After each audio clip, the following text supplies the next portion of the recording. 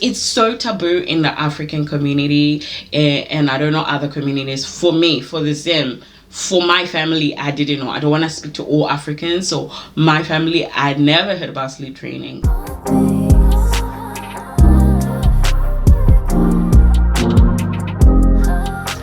What's up, everybody? Welcome back to my channel. I am Nyasha and this is Makeup a Difference.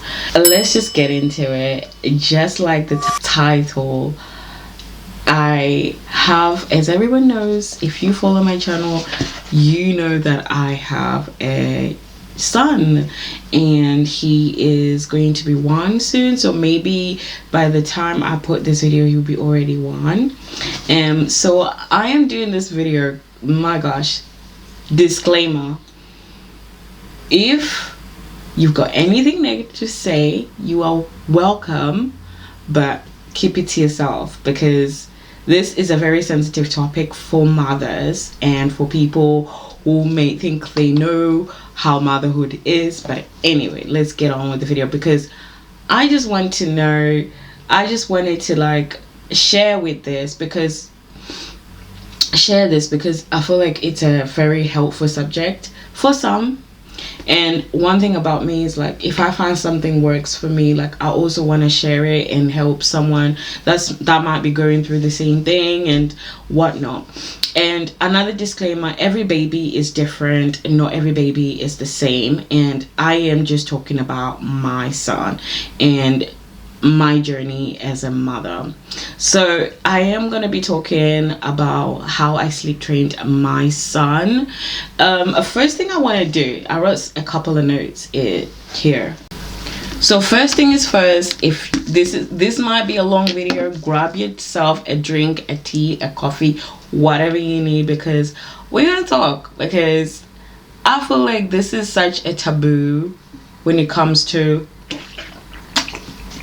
sleep training. Especially, I am African, I'm Zimbabwean, and I've never heard about sleep training. I never seen my mom do it, I never seen my sister do it, but obviously every child is different. My son has never been a good sleeper at all. Like, he always used to wake up in the night. Like, I will try and find out different ways and whatnot. The reason why I chose to do this was because I was starting to get stressed out, and literally I was sad most of the time. I was tired because if he don't sleep, I don't sleep. I am cranky, I'm tired, and I was just thinking, this something has to give. And nobody ever told me that you will have to probably sleep train your child and whatnot, or, you know, I just, you know, you have to try and figure it out for yourself. My mom will help me, obviously, but she never knew anything about sleep training and stuff. I just thought, like, you know, yeah, I thought like maybe around the 6 months mark, then that's when everything will change and he'll start sleeping better and everything. And he did for a little bit, but nah, it didn't last long, and it was depressing me. I feel like I gotten into a depressive mode. I was crying almost every day because I was like, I'm not getting sleep, he's not getting sleep, and sleep is important for his brain development. Is his brain development gonna be okay? I felt like I was doing something wrong and I'm a bad parent. Like, it was just so hard for me, and I was just like beating myself and about it, no matter what anybody told me, you know. So I'm just giving you a little glimpse of my motherhood journey, how it was. I tried everything. I heard from a different mother who has a child who's also around the same age as my son, and she said that she gave her porridge before bed, and I tried the same, didn't work. Okay, you need to dream feed him, try that, didn't work.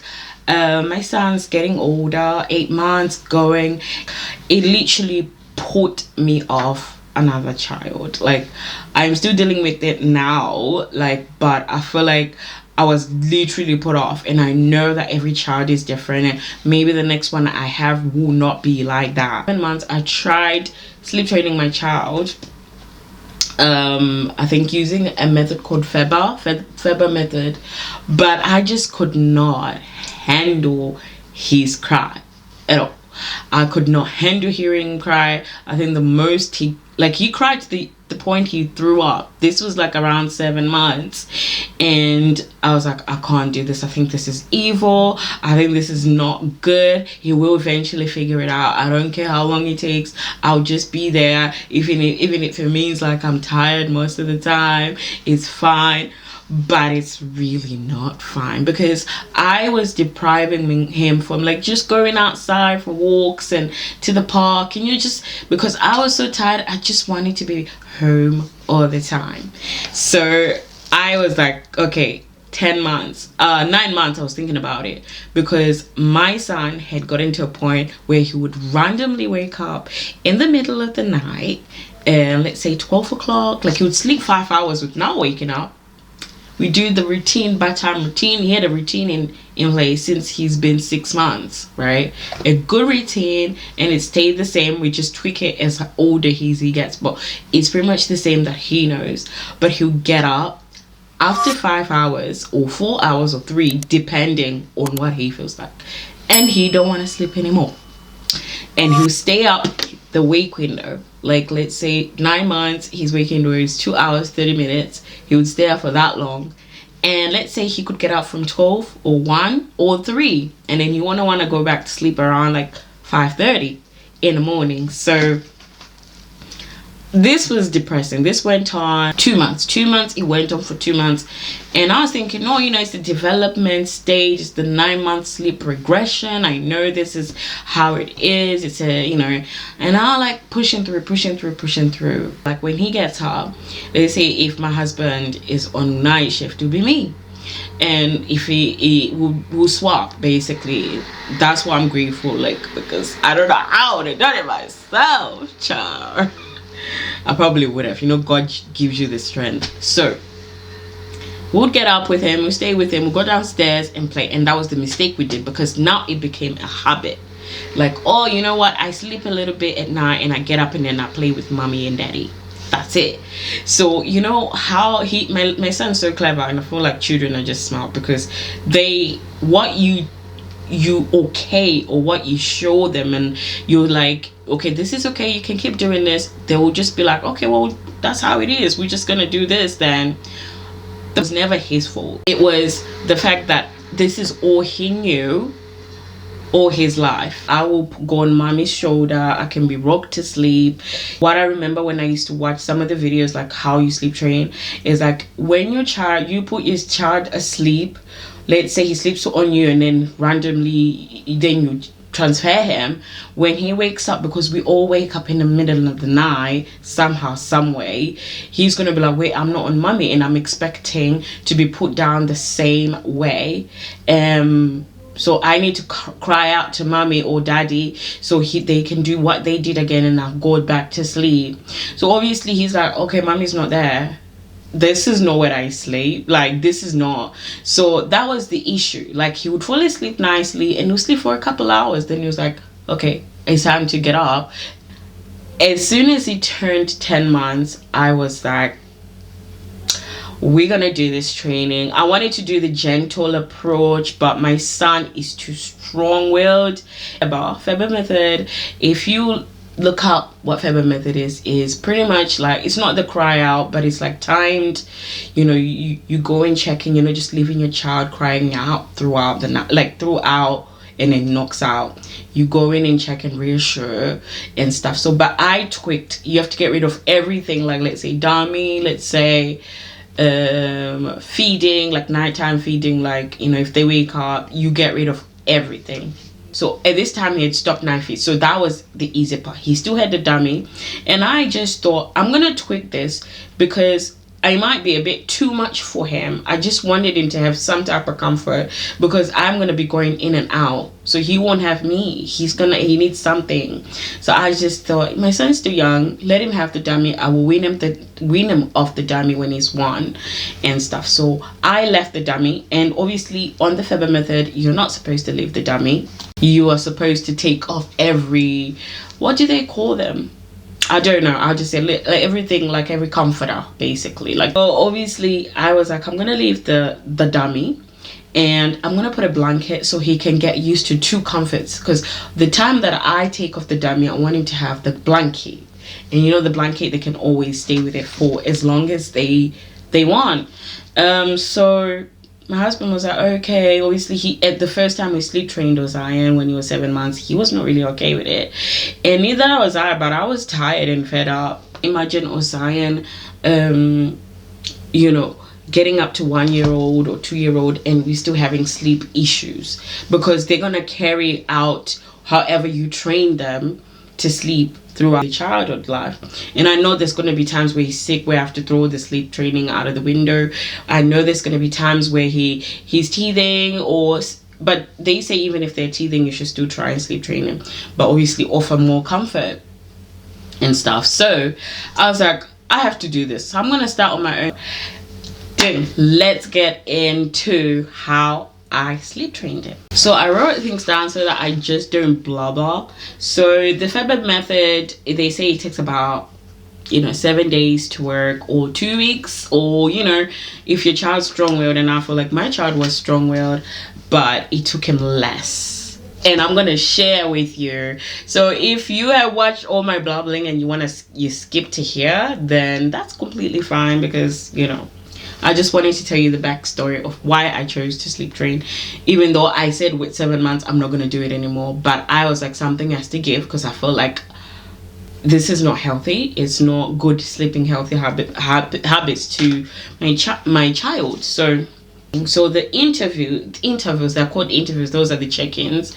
You do your routine. So the first check-ins usually is after 3 minutes or 5 minutes, whichever I chose. But I chose 5 because I was like, I need him to get it. So I kind of wanted to, you know, build it up a little bit for him. They go from 3, 5, 8, 12, 15. If your child cries for 60 minutes, you stop. And then you pick them up and you hug them and you tell them it's okay, only for a couple of minutes until they're calm. You get out of the environment and you go maybe to the next room or downstairs, you know, give him some water, and then you start again. I was ready and I prayed to God. I was like, God, I have to do this. The first day, I went in. These are the times I went in: 5 minutes, 8 minutes, and 12. I never went in at the 15-minute because he was tired. So what I did was, like, did my bedtime routine with him, which is he has a bath, 10 minutes or 15 minutes if he's enjoying his playtime. And usually bed routine is around 30 minutes. His bedtime routine is around 30 minutes. He has a drink before bed. I've always done that. Usually some people say don't give him before bed, but I just thought, let me keep that there. Usually he doesn't even want his drink before bed now. And then instead of like rocking him to sleep, I tell him good night. I hug him, I kiss him good night, then I put him down with his dummy, with his comforter, and I leave the room. So before, he's used to, like, I go to sleep before they leave and would like sneak out the room like a thief. The only reason I feel like I had to tell myself is one of the sleep consultants, they said, like, the reason your child's crying is because of change. They're not used to this. They were used to you putting them on your chest and they fall asleep there. Now you're telling them, figure this out, you know. It's training. Training is gonna hurt. Training sucks, and it probably sucked more for me, obviously for him as well, because I'm like, I feel like I'm a bad mom. How can I just leave my son cry so he figures out how to sleep? But he knows how to self-soothe. I feel like if you're gonna sleep train, your child has to know how to self-soothe, or give them something to soothe themselves. Like if you're gonna keep the dummy, like me, I chose to keep the dummy and stuff, and give them a comforter, but they have to be used to that thing for a while. So yeah, he cried, but I had earphones in. I had him on monitor. I've got a monitor on my phone and I was watching him, but I kept myself busy. Like, let's say after 5 minutes, because I know the next time after 5 minutes was 8 or 12, I made sure, and I had an alarm So I would like have an alarm in the counter, and then when it goes off, because if I was looking at it and I was hearing it, it would have been too much for me and I wouldn't have been able to do it. So I'd either go downstairs and then do some cleaning, just keep myself busy, because if I didn't, I would have gone and grabbed my son and say, screw this, I am going to put you to sleep myself. Like, let's just carry on how we used to be. But I feel like when you do choose to do this, you have to be really, really consistent and be ready. Like, you make up your mind, like, I'm gonna do this. No expert on whatnot. It's so taboo in the African community, and I don't know other communities. For me, for the Zim, for my family, I didn't know. I don't want to speak to all Africans, so my family, I'd never heard about sleep training. But I had to come to a decision as a mother, and this is my child. I make the decision, and my husband, we came together and made this decision. So if you don't agree with it, it's completely fine. I understand not everybody will agree with what I say. So yeah, we did that. Like I think the first time he only cried 35 minutes, and I was so shocked. He did sleep throughout the night. I think he was exhausted as well, so I was shocked. And then in day 2 there was more issues. So if your child does wake up in the middle of the night, you have to do the routine again. You're not just gonna grab him and go back to the same, because then you'll be like confused. You have to stick to the same thing. So this is what I did, and it was, the more the days, the longer the check-ins are. And usually they say don't stay in the room for long, but I actually did stay a little bit more, because I wanted to just know, like the first 3 days, I said I'll give him 3 days, I will stay in there. And I used to pat his back also. Like the first 3 days, I'll pat him, like I'll actually count, like I'll pat him 50 times, so he knows I'm there. And I slowly, gradually decrease the time of like 30. It's gentle feather training that I did tweak a little bit. So my son is now, like, obviously it took him 7 days to actually start sleeping properly, but he still has moments where he wakes up at night. But what he does now, he will grab his toy, or he will grab his if he's got his dummy, he'll put his dummy back in, and he'll grab his comforter, and then he'll just comfort it. It'll take him probably 10 minutes, and then he'll go back to sleep. What we do as adults, when we wake up in the night, we'll probably get some water or check the time and go back to sleep. So it's just all training, and it's not easy training. He sleeps throughout the night now. Like, I feel like it's been a journey to come to here, like to actually get to this point, but I am just glad that I made that decision. My son is the most happiest ever. He sleeps better, he's more happy. I feel like he is, because those other times he was just tired, because he'll be staying up 3 hours at night or 2 hours. And I feel like this decision has to be made by a personal decision on your own. Like, if you're gonna do this, I know this video is not gonna be liked by other people, but that's okay. I know this is different from what you usually see from my content, but my channel is not just about makeup, it's about motherhood too, and my lifestyle. And I hope this video was helpful for you guys. I will see you in another video. Bye.